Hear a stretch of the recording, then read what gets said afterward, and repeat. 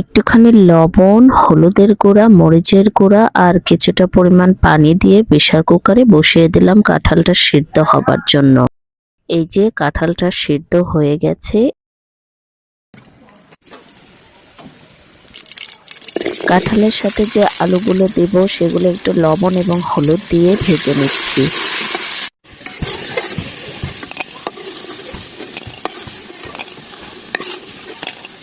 আলু উঠিয়ে রেখে একই তেলে কাঁঠাল ভেজে নিচ্ছি।